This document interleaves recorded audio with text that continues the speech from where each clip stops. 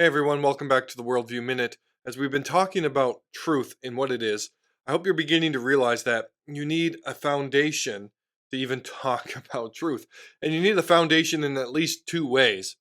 And those two ways are that truth can actually exist, and even perhaps more important than that, it's the idea that truth can be known by us as humans. What does it mean to be human is intimately tied to our theory or our foundation of knowledge. And Francis Schaeffer used to talk about this idea of true truth.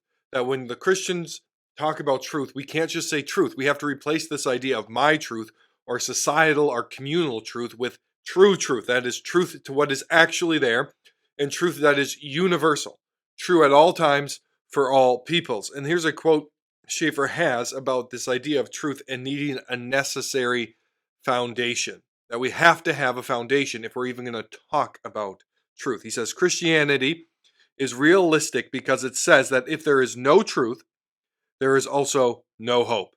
Right? So if truth is just relative, it doesn't really exist in any meaningful way. There's no hope for any of us. And there can be no truth if there is no adequate base, if there is no adequate foundation.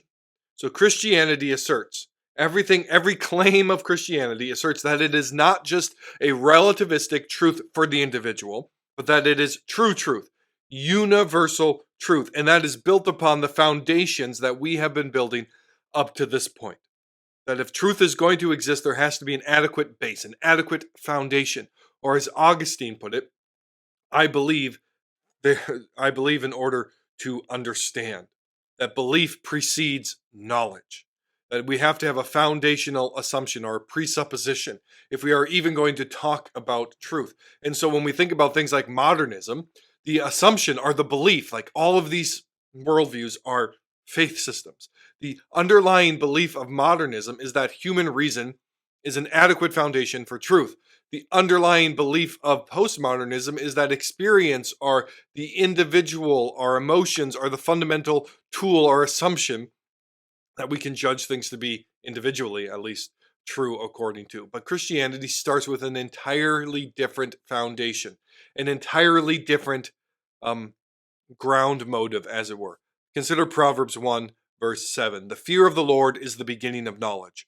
Fools despise wisdom and instruction. That all knowledge is rooted in the fear of the Lord, recognizing the Lord, that you can't really have any true knowledge without that foundation, that foundation has to be bigger than human reason. It has to be bigger than the individual self. It is God himself, that all of our knowledge comes from him and flows from him. So you have this problem of modernism, you have this problem of postmodernism, that they didn't really find what was true, that all the greatest minds that ever existed couldn't agree on what was rational and what was true. So we've now descended into this chaos that everything is relative, that no one can really know anything. And that is because the beginning of true wisdom, of true knowledge, is the fear of the Lord. You have to have a starting place that is big enough, that is a foundation enough for us to even have this concept of truth and knowledge. And so let's review that here in this episode. God is the source of all truth. Every truth in this universe, whether it is 2 plus 2 equals 4, or that murder is wrong, is based upon this idea that God is the foundation of truth. I mean, Jesus Christ himself identifies, he says, I am the way and the truth and the life. And no one can come to the Father except through me. Christians not only believe that God is the source of all truth, but that truth has become incarnate in the flesh, in the person of Jesus Christ. And this leads to this next point, that all truth is revealed to us by God. Man cannot come to any knowledge on his own. We are not independent or autonomous creatures.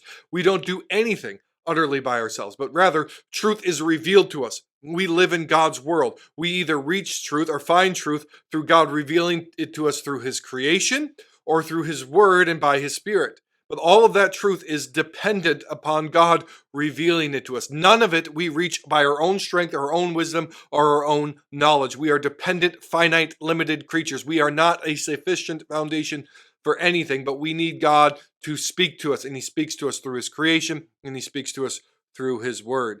And in that, we then say, as we step back and we look at God's revelation through creation, that God reveals himself in his creation because his creation is ordered and knowable just like him. When God created the universe, he declared it to be good. It was reflecting his goodness, and his creation reflects his character. It is ordered, it is knowledgeable. We have laws of nature because they are following the character of God. We can do certain things, and when we do the same thing again and again, we can get the same results because this world is not chaos. This world is not chaotic. It is not brought about by random chance, but rather there are laws of nature because there is a lawgiver. Naturalism doesn't have that foundation. It says, we have a chaotic universe. Oh, yeah, but then we can also do science. Everything came about by random processes and random chance, but also there's order. Everything is the byproduct of random chaos and random processes, but we can trust our knowledge of it, even though we are just randomly evolved creatures. That brings us to the next point. God created man to be like him. Why is it that we can know things? Why does truth exist? Because God exists. How can man actually know truth? Because man is a rational creature like God.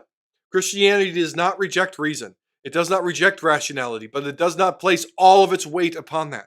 Reason comes from the God who is reasonable. Man can reason and think and come to know things because God has made man like him. That man is utterly different than the monkey, than the dolphin, than the rock, than the ant, because man was made like God. And God placed man in his creation and said, keep the ground, work the ground, have dominion, conquer this world. And you are able to do it because you are like me. Man can know things because man is like the God who created all things. And therefore, this leads us to this foundational belief. We are dependent creatures. Therefore, our knowledge is dependent. The more we try to remove ourselves from God, the less our knowledge becomes accurate and true.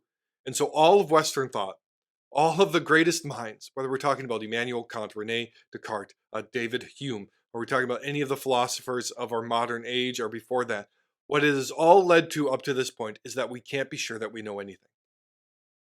When you remove God from the equation, we remove any foundation for truth in any meaningful way, and any foundation for man being able to know truth. We are now mired in this relativism. There's your truth and there's my truth. And every now and again we act like truth is real because we have to.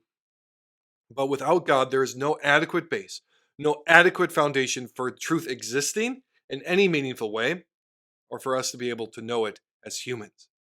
Christianity alone provides that necessary foundation. God is the source of all truth.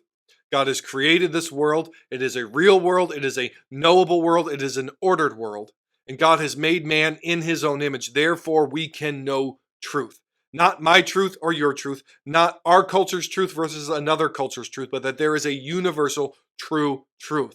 Only Christianity provides that necessary foundation. And we're going to unpack then in the next episode, what does truth actually mean? What does it look like? What do we mean when we say truth? So I encourage you to like, comment, and share this episode, this video here, as we continue to build this Christian worldview and look for truth in God's world as he has revealed it to us.